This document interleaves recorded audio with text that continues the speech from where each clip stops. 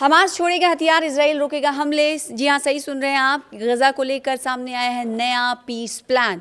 गजा में cease fire के अगले मरहले और हमास के निस्तीकरण को लेकर निकोले मिलादेनेव ने इजराइल के पीएम बेंजामिन नेतन्याहू से मुलाकात की और गजा में हमले रोकने की गुजारिश की। इस बीच हमास ने युद्ध विराम समझौते के दूसरे चरण के प्रति अपनी प्रतिबद्धता जाहिर की है। गजा में सीज फायर और हमास के हथियार छोड़ने को लेकर कूटनीतिक कोशिश एक बार फिर से तेज हो गई।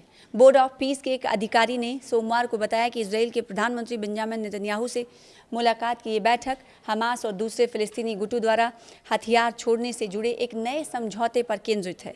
बोर्ड ऑफ पीस के मुताबिक गजा के लिए आला सतही प्रतिनिधि निकोले मिलादेनेव ने नेतन्याहू और उनकी टीम के साथ विस्तार से चर्चा की है। ऑर्गेनाइजेशन ने कहा है कि उसका लक्ष्य गजा में पूरी तरह से हथियार खत्म करना और सशस्त्र बल द्वारा संचालित व्यवस्था को नागरिक शासन से बदलना है। बैठक की जानकारी रखने वाले सूत्रों ने बताया है कि मिलादेनेव ने नेतन्याहू से गजा पट्टी में इसराइली हमले की भी गुजारिश की है।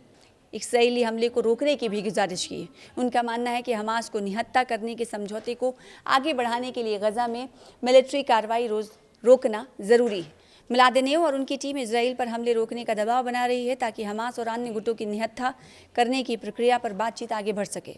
हमास ने ऐलान कर दिया है इस बीच हमास ने ऐलान करते हुए क्या कहा है ये भी जानना ज़रूरी है।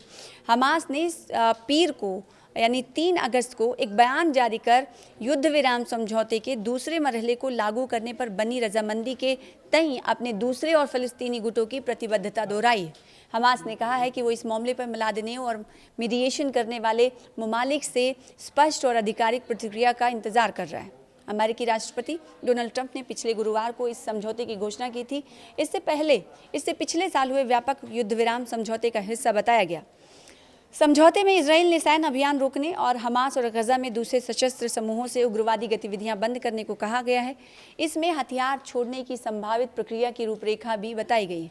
हालांकि समझौते का मुसव्वदा सामने आने के बाद इजराइल ने सुरक्षा संबंधी गंभीर चिंताएं जताई और अमेरिका के सामने अपनी आपत्तियां रखी और मीडिएशन करने वाले देशों ने इजरायली हमलों पर नाराजगी जताई है। स्थानीय स्वास्थ्य अधिकारियों के मुताबिक शनिवार रात और इतवार के बीच गजा में इजरायली हमलों में 17 लोग मारे गए। खबर है कि पीर को यानी सोमवार को गजा में कोई हवाई हमला नहीं हुआ। मिस्र, कतर और तुर्की जो गजा युद्ध विराम वार्ता में मीडिएटर की भूमिका निभा रहे हैं, उन्होंने इजरायली हमलों की निंदा की।